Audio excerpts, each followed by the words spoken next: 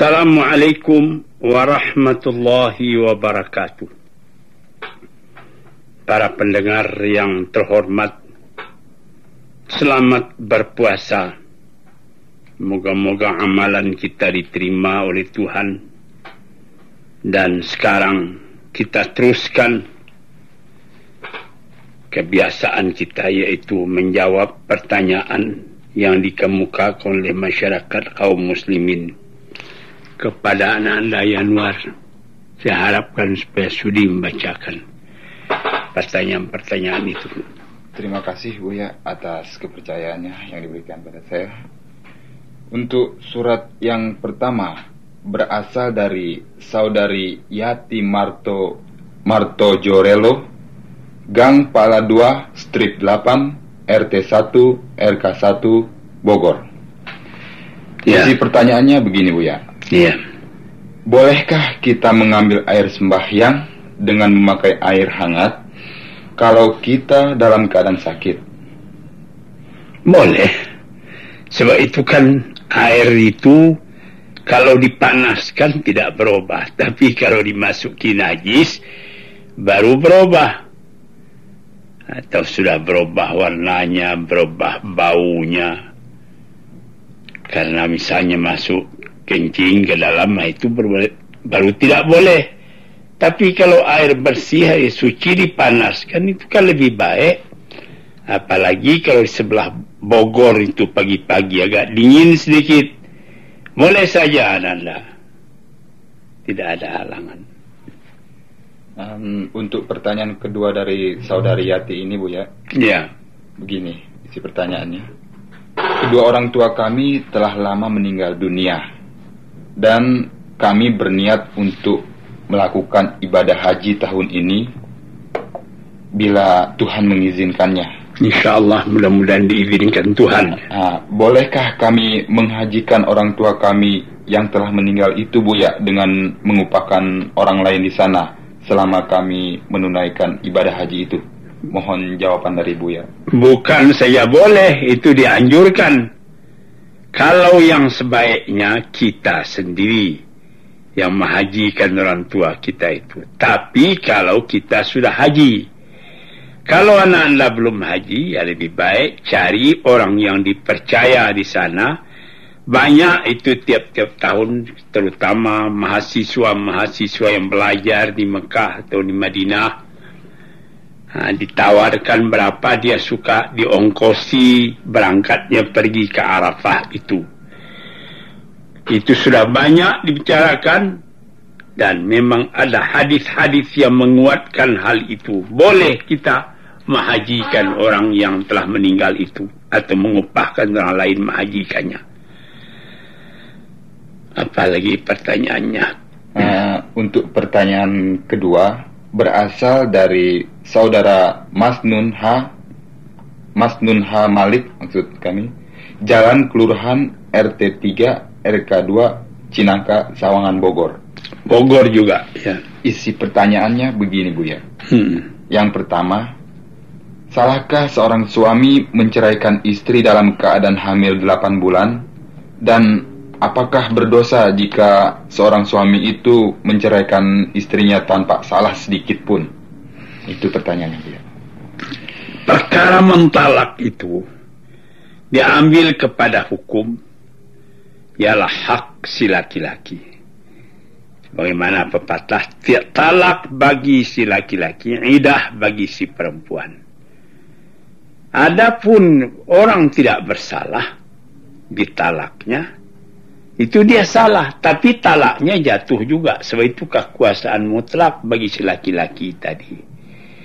Cuma oleh karena sekarang ini sudah ada peraturan di negara kita, apatah lagi ada badan P4 kaum ibu, kalau misalnya seorang istri merasa ditalak tidak bersalah, terutama sudah 8 bulan mengandung, itu lebih baik diminta diselesaikan, keruh dijernihkan, kusut diselesaikan. Mudah-mudahan jangan jadi talak. Jadi laki-laki yang mentalak saja istri 8 bulan mengandung, lantas ditalak. Itu laki-laki begitu yang sudah tidak tahu aturan itu. Sekarang kan sudah ada aturan dalam negara kita. Adapun talaknya jatuh, so itu hak dia. Perbuatannya itu tercela, memang tercela. Sedangkan tidak bersalah, tidak ditalak saja.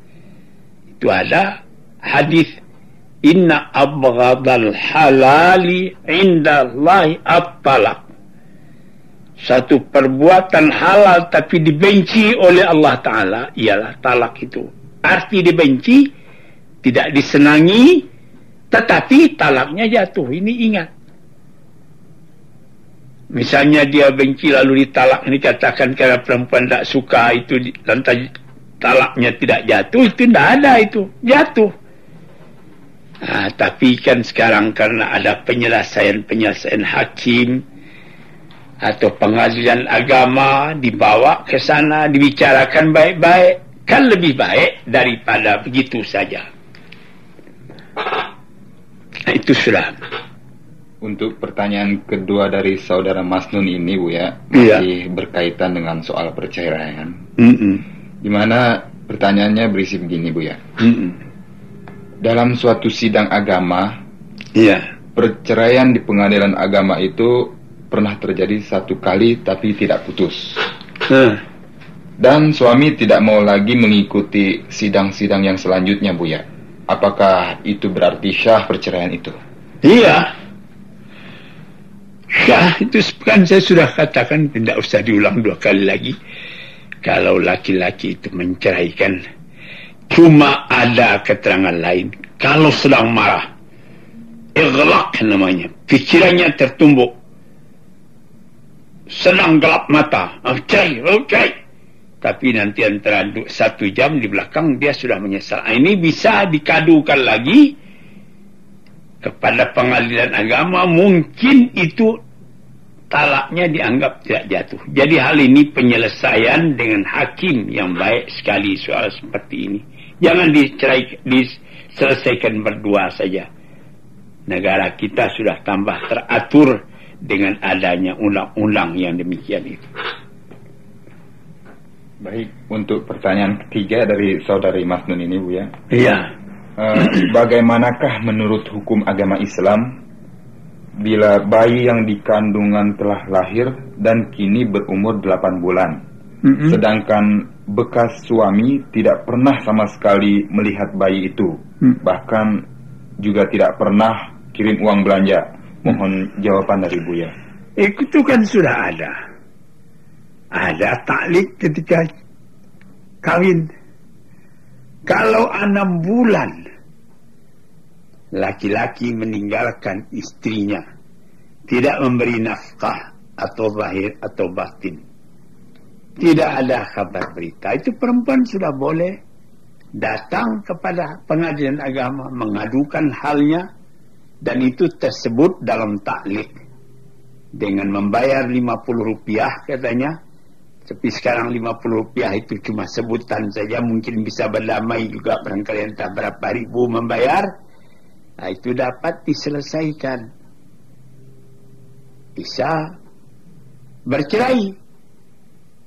Ada yang 6 bulan tidak ada berita, ada yang lebih lama lagi 2 tahun, ada yang 6 bulan, ada yang 3 bulan. Nah, itu lihat kepada bunyi taklik, itu mesti pegang taklik tadi. Begitu, Bu ya. Iya. Jadi untuk pertanyaan kedua telah selesai, Bu ya. Iya. Sekarang pertanyaan ketiga berasal dari saudara Mah Maskun, karyawan PT Arjuna, Kampung Si Baru, Kalimantan Tengah. Kalimantan Tengah. Cukup jauh juga. Iya, Kalimantan Tengah itu Palangkaraya itu pusatnya ya. Ya, betul. Isi pertanyaannya ada 4 buah, Buya. Yang pertama berisi begini. Buya, Ananda adalah seorang perantauan, bertempat tinggal di sebuah kompleks. Di tempat tinggal saya itu penghuninya tidak berapa banyak, dan kami juga mengadakan sembahyang Jumat, tapi orangnya tidak mencukupi 40 orang, paling-paling 10 atau 15 orang. Apakah syah sembahyang Jumat kami itu, Buya? Hal ini terjadi khilafiyah. Di dalam mazhab Syafi'i baru sah mendirikan satu Jumat kalau cukup orang 40 yang fasih bacaannya dan mustautin menetap di tempat itu. Tetapi di dalam mazhab Imam Malik 17 tidak 40, 17 sudah cukup.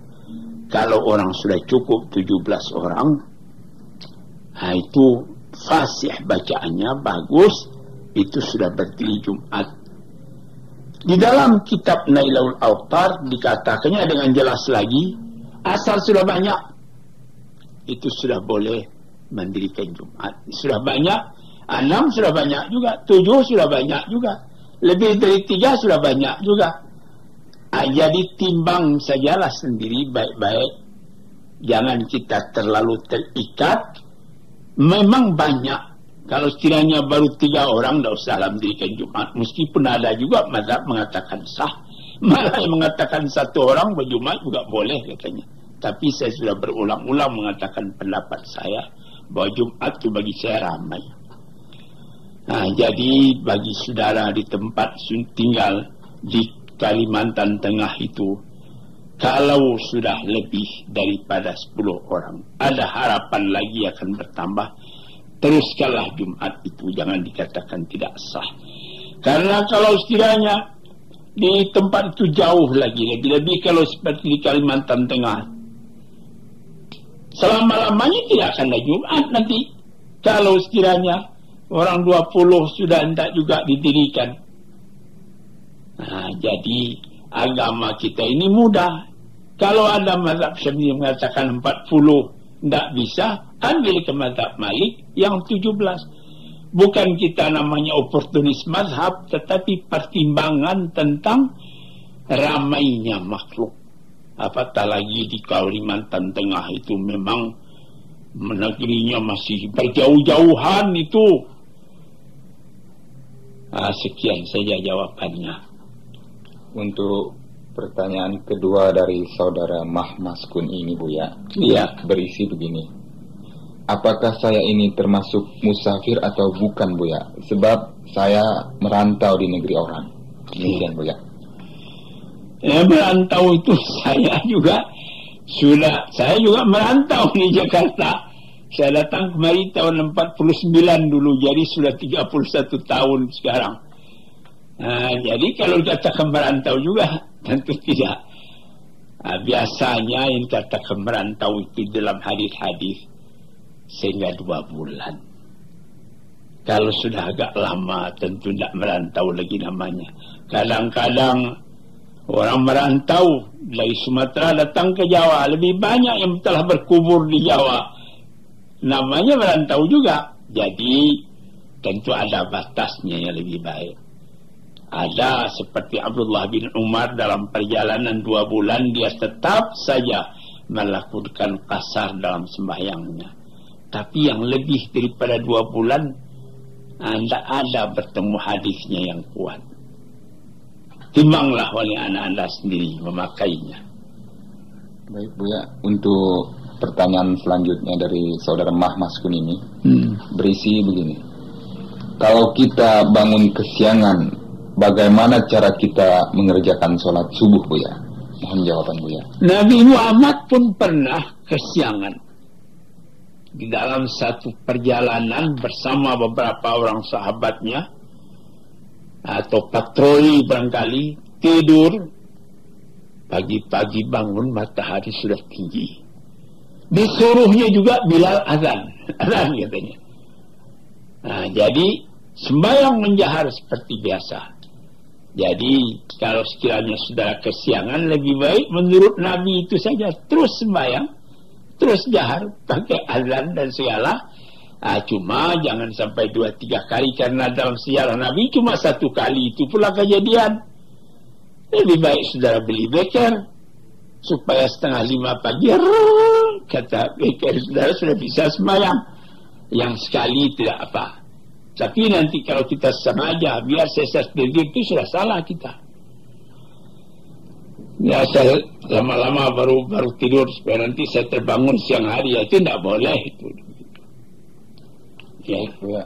Untuk pertanyaan terakhir dari saudara Mahmaskun ini, ya, isinya begini Buya. Bagaimana kalau kita dalam suatu perjalanan naik kapal terbang, sedangkan sholat maghrib dan isya kita tidak dapat mengerjakannya karena penuhnya penumpang Buya. Sedangkan sampai di tempat tujuan sekitar pukul 5 pagi. Dapatkah sebelum melakukan sholat subuh itu kita kerjakan sembahyang maghrib dan isya kita itu Buya? Baru kita sembahyang subuh. Mohon jawaban dari Buya. Di dalam kapal terbang mudah saja mengerjakan sembahyang itu. Saya sendiri sudah beribu kali naik kapal terbang yang jauh-jauh itu. Datang maghrib, saya sembahyang. Datang isya, saya sembahyang. Sebab Nabi Muhammad mengatakan, "Idza amartukum bi syai'in fa'tu minhu mastata'tum." Saya ulang sekali lagi. Idza amartukum bi syai'in fa'tu minhu mastata'tum. Apabila datang perintahku sesuatu perintah, kerjakanlah menurut kondisi dan situasi yang ada pada waktu itu. Waktu maghrib datang, saya di kapal terbang bisa beruduk, saya beruduk. Lantas saya duduk kembali ke tempat duduk saya. Saya baca Allahu Akbar. Saya ketika rukuk menunduk sedikit, ketika sujud lebih dalam nunduknya. Itu namanya sekedar kesanggupan kita pada waktu itu kita kerjakan. Ini di dalam mazhab Syafi'i sendiri dikatakan, tidak usah qadha lagi. Jadi saudara tidak akan terhalang mengerjakan sembahyang di dalam kapal terbang itu. Jadi demikian Buya. Iya. Untuk pertanyaan selanjutnya berasal dari saudara Teguh Winarto dengan alamat Jalan Patimura 12, strip 159 Malang. Di Malang ya, di Malang, Jawa Timur. Isi pertanyaannya ada 2 buah Buya. Yang pertama, ada orang yang mengatakan berpuasa Rajab itu hukumnya dosa. Apa betul itu Buya? Enggak. Puasa bulan Rajab itu untuk melatih diri puasa Ramadan nanti. Puasa Sya'ban juga begitu. Kalau ada yang mengatakan dosa, saudara minta keterangan kepada mengatakan itu apa hadisnya. Jadi kalau berdosa haram, itu haram puasa bulan Rajab. Coba minta mana keterangan hadisnya. Kalau tidak ada, tentu tidak bisa membuat fatwa saja sesuka hati. Ajra'ukum alal fatwa, ajra'ukum alal nar. Keberanian kamu membuat fatwa, mengharamkan barang yang halal, itu berani masuk neraka namanya yang begitu. Jadi demikian Buya. Untuk pertanyaan yang terakhir dari saudara Teguh Winarto ini Buya, berisi begini. Kalau kita sembahyang membaca usoli, katanya masuk neraka. Mohon jawaban dari Buya. Itu seperti tadi itu juga. Murah betul Tuhan Allah masukkan orang ke dalam neraka. Cuma yang benarnya, usali itu tidak dikerjakan oleh Nabi. Sebab kita beribadat menurut contoh Nabi, tentu jangan kita pakai usali pula. Tapi ada ulama mengajarkan usali itu katanya menolong niat kita. Jadi kalau kita berniat mau sembahyang zuhur 4 rakaat, kita katakan usalli, saya sekarang mau sembahyang fardal zuhri, fardu zuhur 4 rakaatin, 4 rakaat adaan, tunai, makmuman, jadi makmum atau imaman, jadi imam lillahi ta'ala dengan atas nama Allah. Itu bahasa Arab. Kalau misalnya begitu, apa kita nanti apa tidak boleh bahasa Indonesia? Akan susah lagi nanti itu. Nanti kalau ada pekerjaan kita yang lain, kita mau keluar, mau kemana? Saya sekarang ini akan keluar dari rumah, mau pergi ke pasar membeli barang. Apa kita bicarakan lagi begitu? Tentu tidak. Jadi janganlah masuk-masuk bilang-bilang ke masuk neraka saja. Tidak apa. Banyak orang yang tidak memakai usali itu. Jadi kalau kita tidak memakai usali juga tidak apa, asal kita sadar betul sembahyang apa yang kita sembahyang, zuhurkah, asarkah. Tentu kalau ditanyai orang waktu itu kita bisa menjawab, ini saya mau sembahyang asar nih. Jadi memang yang paling kerasnya cuma tidak usah pakai usali itu, tapi tidak ada masuk neraka, lekas betul orang masuk neraka nanti kalau begitu keadaannya. Ya. Jadi begitu Bu ya. Untuk pertanyaan terakhir untuk pagi hari ini Bu ya. Iya. Berasal dari saudara Agus Rashid Karman, siswa SMEA Kerawang. Isi pertanyaannya begini Bu ya. Ada 3 buah. Yang pertama, mohon jawaban tentang adanya Imam Mahdi Bu ya. Ya, ada itu keterangan-keterangan tentang Imam Mahdi, katanya akan datang di akhir zaman membawa petunjuk. Jadi sudah sebagai kepercayaan. Nah, kalau di Jawa itu namanya Ratu Adil. Kalau di Makassar namanya Karayeng Data. Dia akan membawa keadilan ke muka dunia ini. Memang ada kepercayaan demikian. Tetapi bagi kita, orang penganut faham Ahlus Sunnah wal Jamaah, ini tidak menjadi prinsip kepercayaan. Segala sesuatu akan datang juga orang yang akan memperbaharui faham agama. Jadi tidak usah menyebut Mahdi seperti itu juga demikian keadaannya. Sama dengan pertanyaan yang tadi. Jadi kepercayaan kepada kedatangan Imam Mahdi itu memang ada, terutama dalam kalangan Syiah. Bagi mereka itu prinsip kepercayaan itu. Bagi kita ahli sunnah tidak tersebut dalam kepercayaannya 5. Yang 6. Percaya kepada Allah, percaya kepada Rasul, percaya kepada malaikat, percaya kepada kitab-kitab, percaya kepada hari kiamat, dan percaya untung baik dan untung buruk itu sudah tertulis pada sisi Allah Ta'ala.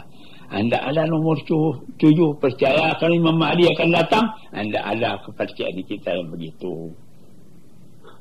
Untuk pertanyaan kedua dari saudara Agus Rashid Karman ini Bu ya, berisi begini. Kapan dilakukannya sembahyang jamak takdim dan jamak takhir, dan bagaimanakah niatnya?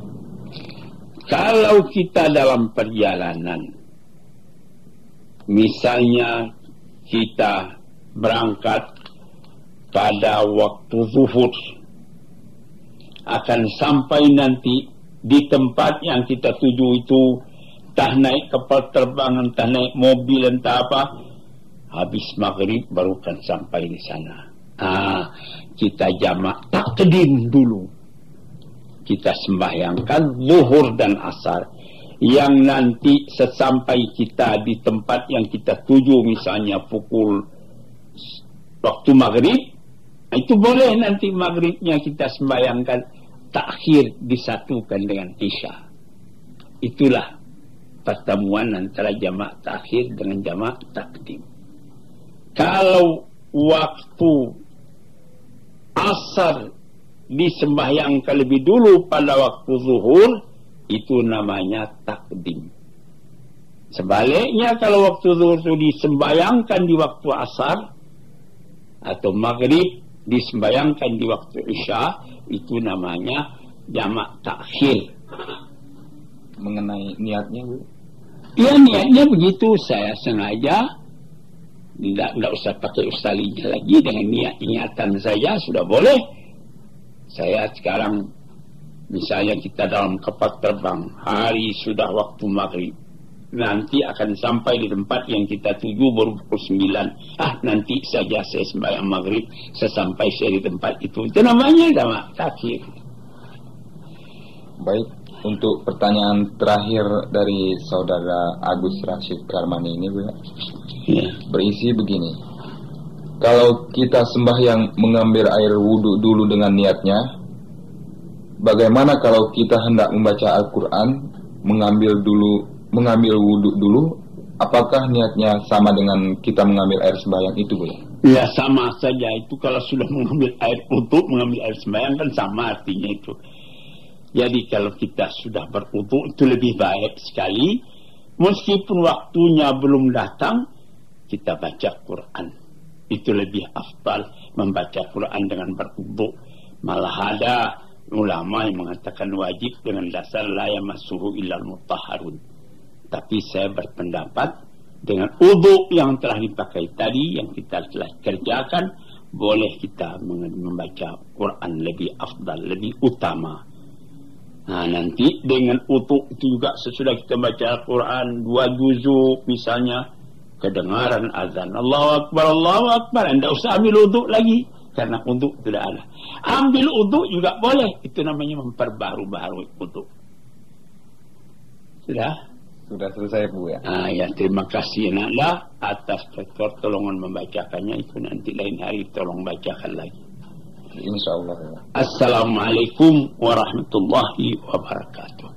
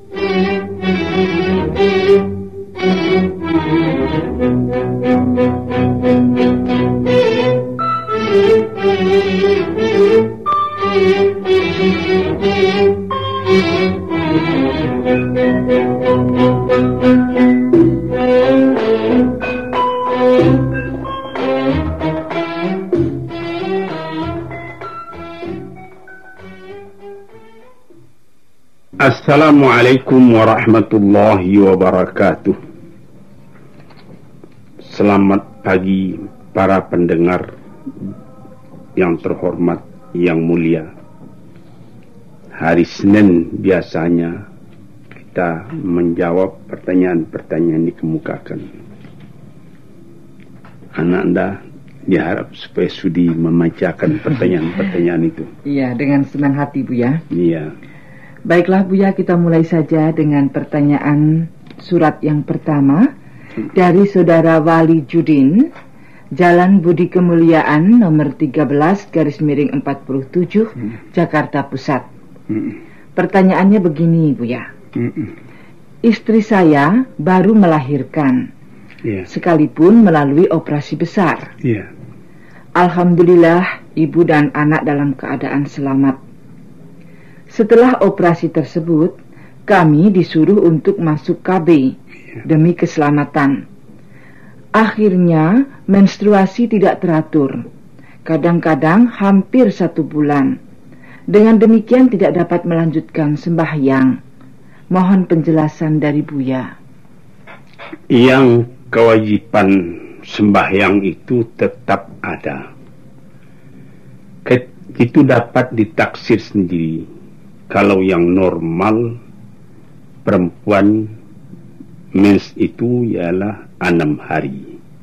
Kalau sudah lebih dari yang 6 hari, mulai sembahyang walaupun masih berhaid. Sebab pada waktu itu namanya itu bukan haid lagi, melainkan istihadah. Arti istihadah semacam penyakit.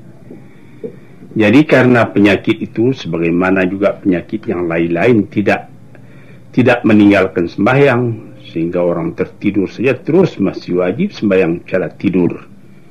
Jadi anak anda sendiri karena menstruasinya tidak teratur itu ingat saja, kadang-kadang hampir 1 bulan. Ya, kalau sekiranya tidak haid tentu wajib sembahyang.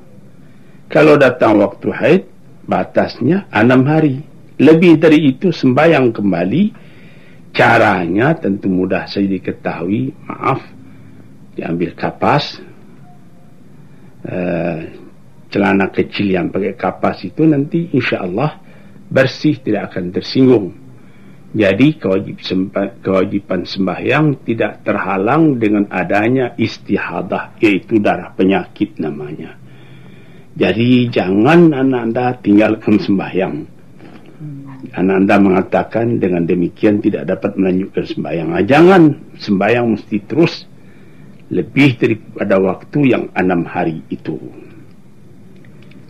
Ya, itulah tadi jawaban dari Buya untuk Saudara Wali Judin di Jalan Budi Kemuliaan nomor 13 /47 Jakarta Pusat. Sekarang Buya surat yang kedua dari Nyonya Setiawati, Jalan Setiabudi RT 005 RW 2 Jakarta Selatan. Iya. Begini Buya, yang pertama, bagaimana hukumnya tentang surah-surah yang kami hafal dalam huruf Latin? Iya. Apakah bacaan-bacaan dalam Al-Quran akan bisa dengan tepat dituliskan dalam huruf Latin? Dan cara membaca surah-surah tersebut kurang afdal atau kurang tepat? Apakah salat kami selama ini sah atau tidak, Buya? Di sini ada 2 hal. Sebenarnya menulis huruf Latin itu mempunyai, boleh juga, tapi mempunyai syarat, yaitu sebab huruf Latin berbeda dengan huruf Arab. Kita misalkan saja sad, huruf sad dalam huruf Arab itu biasa ditulis orang SH, sad, sadiqin. Orang yang tidak belajar bagaimana cara membaca itu nanti dia baca ishadikin katanya. Ada saya dengar orang pidato di muka orang banyak, saudara-saudara, hadlirin dan hadlirat. Karena dia tidak belajar, disangkanya DL itu hadlir. Nahdlatul Ulama katanya begitu misalnya. Nah, itu salah. Jadi bisa juga membaca huruf Latin, tapi wajib belajar betul-betul makhraj huruf itu. Cari guru, wajib. Wajib artinya anak anda sendiri Setiawati sudah tahu itu, tidak boleh diabaikan itu. Jadi misalnya di Jalan Setiabudi itu tentu ada guru-guru anak-anak yang fasih. Belajarlah. Ihdinas siratal mustaqim. Itu dalam huruf Latin tidak tepat. Ihdinas siratal tidak kena. Sirat hal katanya, sirat hal. Jadi nanti yang tertulis saja dengan huruf Latin itu bisa berdosa kita nanti kalau tidak belajar itu, karena salah saja huruf sedikit sudah salah makna. Misalnya dalam bahasa Indonesia tertulis cerek itu kan dapat air. Nah, jadi kalau dalam bahasa Padang nanti C-nya itu itu ditulis dengan I, lain dia. Ya, lain dia. Jadi celah, betul atau tidak? Begitu ya. Jadi kesimpulannya, hendaklah anda mencari lagi guru. Untung-untung dengan berguru tadi dapat membaca yang asli huruf Arabnya. Nah, jadi kita hidup ini di dunia tidak boleh berhenti-henti berguru. Saya sendiri yang 70 tahun umur sekarang masih berguru saja, tidak berhenti-henti. Iya, Buya. Iya. Masih pertanyaan Nyonya Setiawati, Buya. Iya. Yang kedua, apakah setiap kami mengerjakan sholat harus hafal arti atau makna dari surah-surah yang kami baca, Buya? Dan bagaimana seandainya kami tidak tahu artinya? Mohon penjelasan. Tujuan kita tentu hendaknya kita mengerti apa yang kita baca itu. Kita masih hidup toh, tidak boleh berhenti belajar. Apatah lagi sekarang Quran yang telah diterjemah ke bahasa Indonesia. Sudah ada Al-Fatihah dan lain-lain itu ada sekarang, dibaca orang, disiar ke orang di mana-mana. Jadi kalau sekiranya belum tahu, ya apa boleh buat. Kita baca juga meskipun tidak tahu artinya. Tapi tidak boleh dicukupkan begitu saja. Habis sembahyang nanti cari Quran, baca lagi, sampai mengerti. Selama hidup kita tidak bercerai dari mempelajari itu. Iya. Sekarang pertanyaan yang ketiga dari Nyonya Setiawati. Setelah membaca Al-Fatihah dalam rakaat pertama sampai dengan keempat, bolehkah membaca hanya satu surah saja berturut-turut tanpa ganti-ganti? Mohon penjelasan dari Buya. Sama juga dengan jawaban Buya yang tadi. Kalau sekiranya baru dapatnya cuma satu surat saja, ya itulah dibaca. Tapi jangan dicukupkan begitu saja. Misalnya hari ini Qul huwallahu ahad, besok belajar lagi Inna a'tainakal kautsar fasalli lirabbika wanhar. Itu cuma 3 ayat pendek kan, sudah dapat. Belajar lagi, nanti dibawa sembahyang. InsyaAllah dalam misalnya 6 bulan anak-anda sudah bisa membaca agak 10-20 ayat nanti. Nanti ditambah lama-lama anak-anda Setiawati pandai mengaji Quran nanti.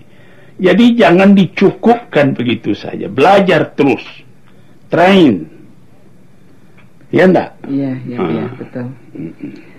Itulah jawaban untuk Nyonya Setiawati di Jalan Setiabudi, RT 5 RW 2, Jakarta Selatan. Nama Setiawati, tinggal Setiabudi. Jadi orangnya setia juga. Setia juga dan berbudi juga, insyaallah. Insyaallah, Bu ya. Sekarang surat yang ketiga dari Saudara Ahmad Saidi R. Di Pasiraman, Aji Barang, Purwokerto. Oh, agak jauh nih, ya, Jawa Tengah ini ya. Ya. Pertanyaannya begini, Buya. Ada 2 orang, A dan B, yang bertetangga. Benar. Masing-masing mempunyai anak kecil yang sedang disusui.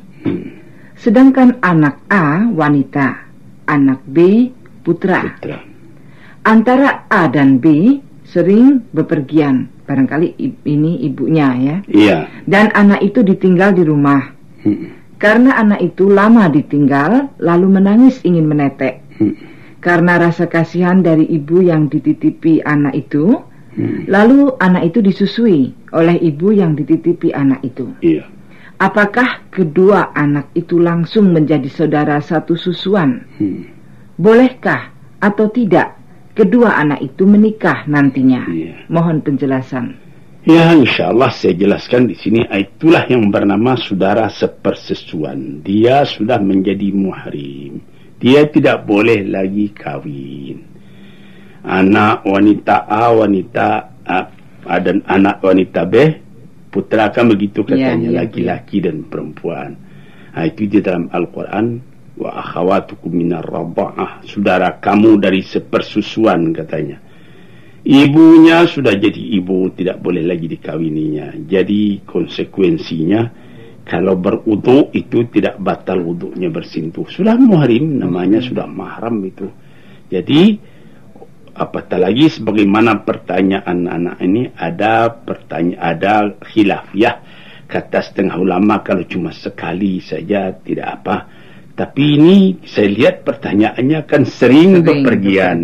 Jadi sering disusukan. Kalau yang satu bepergian, ibunya tinggal, anak yang si putra dibawa kepada ibu si putri. Nanti kalau yang ibu si putri yang ke pasar, anak si putri dibawa kepada ibu si putra. Sudah begitu saja. Orang itu sudah jadi bersaudara itu. Sudah saudara dalam persusuan namanya. Jadi dia sudah seperti mahram. Dia tidak boleh lagi kawin. Dia sudah membela sebagai saudara kandung itu. Cuma obahnya tentang warasah, artinya pembagian pusaka tidak. Cuma itu saja yang dia tidak boleh kawin lagi. Begitu. Oh iya. Semoga saja Saudara Ahmad Saidi R di Pasiraman Aji Barang Purwokerto puas dengan jawaban Buya tadi. Sekarang Buya, surat yang keempat dari Saudara Iskandar Dahlan, Jalan Bang 5 nomor 9, Pela Mampang, Jakarta Selatan. Pertanyaannya begini. Yang dinamakan makhluk halus itu malaikat, setan.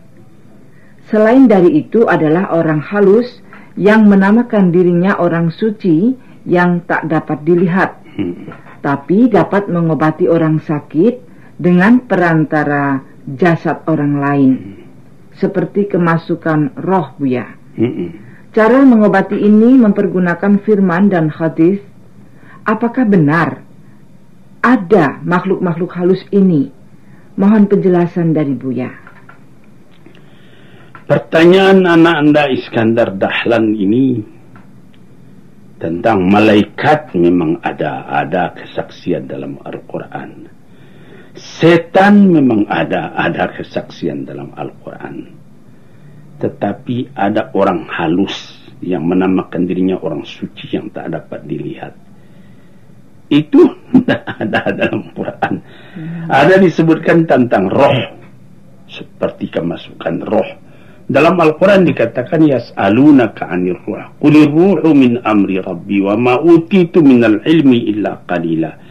Orang bertanya kepada engkau wahai Nabi Muhammad, apa roh itu? Disuruh Nabi Muhammad menjawab, saya tidak tahu urusan roh. Saya tidak tahu. Qulir ruh min amri, katakan jawaban olehmu hai Muhammad, roh itu urusan Tuhan. Saya tidak tahu, ilmu saya sedikit. Sedangkan Nabi mengatakan ilmunya tentang roh itu cuma sedikit. Itu tergantung kepada Tuhan. Bagaimana orang berani mengatakan dia tahu ini orang suci, orang gelap, orang apa? Coba anak Anda Iskandar Dahlan, kita sekarang zaman modern. Saya sendiri mengaji tapi juga mengetahui zaman modern sedikit-sedikit. Sedangkan dalam buka toko bisa membuat double barcoding. Ya, yang untuk penjual lain, untuk pembeli lain, untuk yang diketahui pemerintah lain, untuk yang sebenarnya lain. Sedangkan buku yang terang, apalagi buku gelap begini, ada roh, ada malaikat, itu kan hal gaib semua. Jadi cara mengobati ini dengan pergunakan firman hadis dan lain-lain sebagainya, itu termasuk sugesti saja. Banyak dukun-dukun mengatakan dia ini orang dapat dipanggil orang ini sakit, ya kena bahasa Jawanya nuju wong apa dituju orang katanya. Juga di Padang juga ada perkataan nanti diadakan ramalannya, orang itu di sebelah timur tingginya begini, begitu baca ayat lagi, baca Quran lagi. Itu apa betul yang begitu? Itu kebanyakan sugesti saja. Lalu timbul takut oleh orang yang berobat kepada dukunnya tadi, dibikin sugesti sehingga dia tidak sempat berpikir lagi. Cari daun ini, daun itu, kumpai cikarus tewas dingin, baca ini, baca itu. Tapi bayar lebih dulu.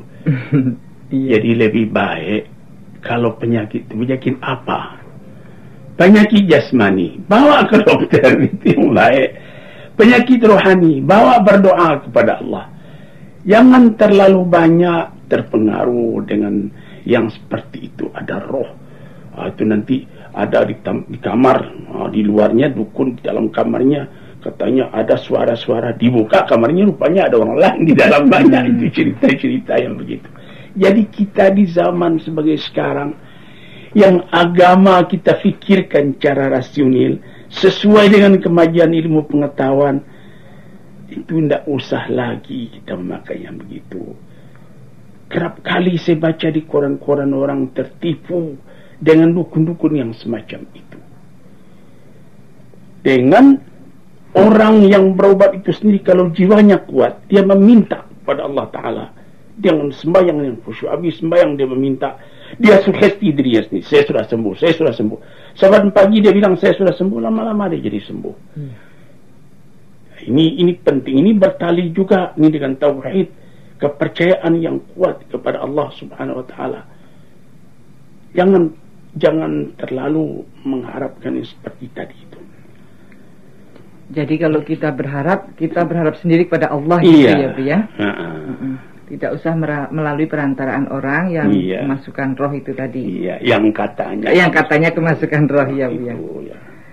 Sekarang yang kedua dari Saudara Iskandar Dahlan, pertanyaannya adalah, bolehkah kita memakai benda satu cincin? Memakai cincin apa? Seperti misalnya batu cincin yang dibungkus dengan kain putih, di dalamnya diisi dengan mantra dan ayat suci Al-Quran dan menyebut-nyebut nama Tuhan. Gunanya untuk dipakai diikat di pinggang sebagai jimat supaya kita disegani orang dan untuk menjaga diri, Bu ya. Mohon penjelasan. Saya juga setuju kita menjaga diri supaya, tapi jimatnya bukan itu. Sembahyang saya taat 5 waktu. Habis sembahyang berdoa kepada Tuhan. Ya Tuhanku, boleh bahasa Indonesia, peliharakan aku daripada segala bahaya. Di kiriku, di kananku, di atas, di bawah, di hadapan, di belakang. Apabila kita betul-betul sudah ikhlas menyembah kepada Tuhan, ini menurut keterangan Nabi sendiri, datang nur, diberikan Allah Ta'ala cahaya kepada kita, sehingga orang pun bisa segan kepada kita. Coba anak anda fikir ya, anak anda Iskandar Dahlan, seorang yang berani mengatakan jangan engkau mencuri, dia akan berani mengatakan kalau dia sendiri tidak pernah mencuri. Jangan engkau berzina, dia sendiri akan berani mengatakan begitu apabila dia memang tidak melakukan. Tetapi kalau dia sudah melakukan, walaupun jimatnya itu sebesar tinju ditaruhnya di dadanya, orang tidak akan segan, sebab nurnya, cahayanya itu dicabut oleh Allah dari dirinya. Ini yang perlu kita ingat. Jadi memakai batu cincin, benda satu cincin, ya boleh memakai cincin untuk perhiasan, tapi jangan ada katanya cincin yang dimasukkan ke dalam air di gelas itu. Jadi biar air itu semua itu kusumlap saja. Nanti ada cincin virus, ada cincin zabarjat, ada cincin kopas. Oh iya, kopas. Lain-lain lagi. Ini khasiatnya begini. Apa betul? Sedangkan manusia yang memakainya mempunyai kekuatan, cincin tidak mempunyai kekuatan apa-apa. Saya pernah bertemu dengan satu raja di Sumatera, di Malaysia. Bagaimana nampak tuan, mobil saya ini bagus apa tidak? Apa jawab? Itu mobil jadi bagus karena tuanku yang punya, soal senang hati rajanya. Jadi kalau yang lain makai tidak bagus lagi. Apapun mobil yang tuanku pakai jadi bagus karena tuanku yang pakai, wah senangnya. Jadi begitu juga segala barang atau cincin, kalau kita pakai dengan sederhana, kalau kita berperangai yang baik, bagus cincin itu dilihat orang. Tapi walaupun gagah uang beribu-ribu, baru juta-juta, pakai cincin ajimat, yang betul aja. Iya. Sekarang pertanyaan yang ketiga dari Saudara Iskandar Dahlan ini, bagaimanakah kalau kita menyabut uban di kepala? Bagaimana maksudnya ini? Apakah ada doa-doanya barangkali? Maksudnya barangkali takut dikatakan tua. Saya kira-kira tahun 45, jadi tahun berapa? Sudah 35 tahun sampai sekarang. Kemerdekaan ya. Waktu itu saya punya uban baru 7 helai, saya cabut. Habis saya cabut, nanti kira-kira 10 hari belakang sudah 10 helai, saya cabut lagi, nanti sudah 20 helai. Sekarang saya punya rambut, ya kurang ubannya, tapi saya punya kumis, saya punya jenggot semua sudah putih. Jadi mencabut itu lebih baik terima apa yang diberikan Allah. Kalau umur kita sudah lanjut, itu berubah. Dicabut juga, bagaimana mengurangi umur? Nggak bisa. Kalau kita mati muda, nah itu uban tidak ada. Kalau kita tambah tua, ini kebanyakan manusia ini, ya Allah panjang umur saya, tapi tidak mau berubah. Itu yang betul aja, tidak bisa itu. Nah jadi begitulah tentang perkara mencabut uban kepala itu, ya tidak apa, tapi fikirkanlah apa yang kita akibat dari perbuatan kita itu. Orang Islam berfikir yang benar, kan? Itu sudah ya.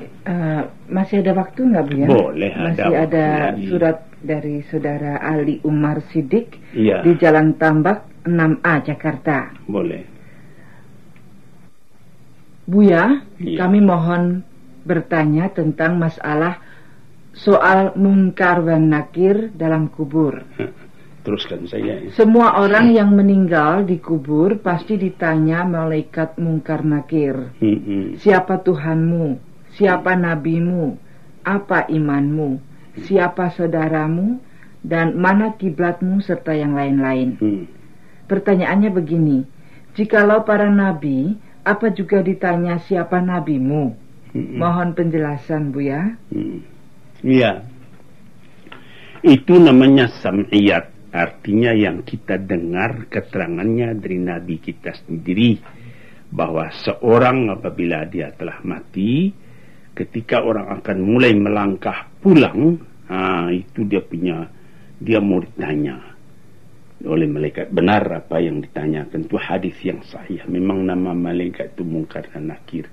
Ditanyai, man rabbuka, siapa Tuhanmu, apa agamamu, bagaimana akidahmu, sebagaimana yang ditanyakan itu insya Allah akan tetap terjawab semua pertanyaan itu apabila kita telah melatih diri kita dari dunia ini. Yusabbitallahu al-mu'minina bil qawli tsabiti fil hayati dunya wa fil akhirah. Orang yang beriman itu akan teguh pendiriannya di dunia dan di akhirat. Tidak ada Tuhan melainkan Allah. Kalau dia telah ikuti perkataannya dengan perbuatannya ketika hidupnya, lancar dia punya penjawaban nanti sampai di alam kubur. Tetapi orang yang hidupnya tidak beribadat kepada Tuhan, tidak berketentuan, walaupun dia ajar dari luar, apabila datang dua orang malaikat bertanya kepada engkau, idza ja'akal malakani, maka ditanyai siapa Tuhan, qul rabbi Allah, katakan olehmu Tuhanku Allah. Walaupun sudah diajar begitu, sedangkan di dunia diajar saban hari, tidak peduli, lantas hari itu diajar aja, kan yang betul. Jadi itu pertanyaan Mungkar dan Nakir benar, tetapi sampai kita di dalam alam kubur, tak usah diajar dari luar, kita akan dapat menjawabnya apabila kita telah melatih diri kita waktu hidup ini. Jangan dibikin main-main agama. Ada orang tidak pernah mengerjakan agama, memandang sinis kepada agama, lantas mati. Sebaru mati baca surat Yasin sama-sama di rumahnya, katanya bisa masuk surga karena orang lain baca surat Yasin. Nanti saya sudah mati, nanti jawab lagi pertanyaan mereka, diajar lagi dari luar. Agama tidak murah begitu. Ya. Itulah jawaban untuk Haji Ali Umar Siddiq di Jalan Tambak 6A Jakarta. Sekarang masih ada sebuah surat dari saudara Sunodo WS di Jakarta. Iya. Ini yang terakhirnya. Iya. Suratnya ini berisi dua pertanyaan, Bu ya. Hal melafazkan usolli atau niat dalam melaksanakan sholat. Apakah mengucapkan usolli itu adalah sebagai melakukan bid'ah? Sebab ada sabda Nabi yang artinya tiap-tiap bid'ah itu sesat dan kesesatan itu di neraka. Kemudian atas keterangan sabda Nabi Muhammad SAW ini, maka kami ingin mohon penjelasan yang sejelas-jelasnya, karena ini sangat penting bagi kami dan masyarakat Islam seluruhnya. Juga menurut sabda Rasulullah SAW yang artinya, apabila engkau hendak berdiri sembahyang, hendaklah engkau berwudu, kemudian menghadap kiblat, lalu engkau takbir. Itu Buya. Pertanyaan ini tentang usali ini, pelajaran ini, pertengkaran ulama tentang ini sudah 80 tahun. Lebih tua dari saya. Di negeri saya juga pertengkaran itu, perkara itu, usali atau tidak itu. Ada yang bilang itu bid'ah. Tidak ada asal dari Nabi karena imamnya 4, tidak ada yang berusali. Kemudian baru diatur ada pakai usali dan lain-lain. Tapi yang lain mengatakan itu menolong, namanya mulut kepada hati. Jadi kalau dia mau berjalan misalnya berniat mau ke pasar, dibacakan di rumah, saya sekarang mau ke pasar. Itu misalnya. Jadi saya sembahyang sekarang mau sembahyang. Jadi begini saja. Karena sudah 80 tahun pengajian ini, bagi saudara yang bertanya barangkali baru. Jadi saya tidak akan menjawabkan ini bid'ah. Cuma ajar sajalah bagaimana berniat itu yang betul. Tidak membaca juga sah sembahyangnya. Begitu saja. Bagaimana melatih diri. Kalau mau sembahyang, Allahu Akbar. Dalam hati kita sudah ingat kita mau sembahyang. Itu dari mulai orang azan kita sudah mulai mendengar orang sembahyang. Tapi orang yang berusali itu juga sembahyangnya sah juga. Cuma ajarlah. Saya sendiri tidak pakai usali, sudah lama dari kecil. Saya mulai sembahyang, saya tidak pakai usali. Jadi kesimpulannya usali itu bukan wajib ya, Bu ya? Ya, bukan wajib. Ya. Yang kedua, membaca doa kunut pada waktu sembahyang subuh itu wajib atau sunnah? Dan apakah hanya dalam sembahyang subuh saja membaca doa kunut tersebut? Ini juga masalah khilafiyah yang sudah lama menjadi pertengkaran ulama-ulama. Nabi Muhammad yaqnutu taratan wa yatruku taratan. Kadang-kadang Nabi Muhammad berkunut, kadang-kadang Nabi Muhammad tidak berkunut. Ditinggalkannya, kadang-kadang dipakainya, kadang-kadang. Tetapi ulama-ulama memandang, sebab bagaimanapun mengaji itu ya pakai ulama juga, langsung juga tak bisa ya. Apabila di saat-saat yang penting, kunut itu bagus dipakai tiap-tiap waktu. Jadi anak-anak bisa pilih sendiri, pikir sendiri sekarang ini apakah penting pakai kunut itu. Keadaan situasi negara kita segalanya. Bagi setengah ulama dia bilang ada yang sampai tiap waktu dia kunut, ada juga yang tidak. Jadi ini jangan menghalangi bagi kemajuan persatuan kita karena pertengkaran-pertengkaran yang seperti ini. Saya sendiri kalau saya sembahyang tahajud itu banyak saya pakai kunut. Dan kalau datang saya ke satu negeri, sana orang masih banyak kunut, saya dijadikan jadi imam, saya tanya lebih dulu, tuan-tuan di sini umumnya pakai apa? Kami sini berkunut semua. Maka saya kurang sopan kalau saya obah, tidak boleh kunut. Ya, lantas saya tidak mau, saya berdiri saja. Nanti saya pergi dari situ orang berkelahi. Jadi saya karena pengajian yang kecil membuat orang rusak, saya tidak mau yang begitu. Begitulah cara saya. Yang umumnya saya banyaknya tidak berkunut begitu. Ya, tambahan tentang kunut ini Bu ya, saya juga ingin menanyakan apakah kunut itu harus tangannya dihadapkan, ada yang tangannya dihadapkan ke depan begitu loh Bu ya, seperti menolak. Iya, gitu menolak balak gitu. Indah. Diangkat saja berdoa. Ada juga yang turun saja tangannya ke bawah. Gitu Bu ya. Iya. Ya, saya rasa cukup Bu ya. Terima kasih atas kesudian Anda dan lidahnya fasih. Assalamualaikum warahmatullahi wabarakatuh.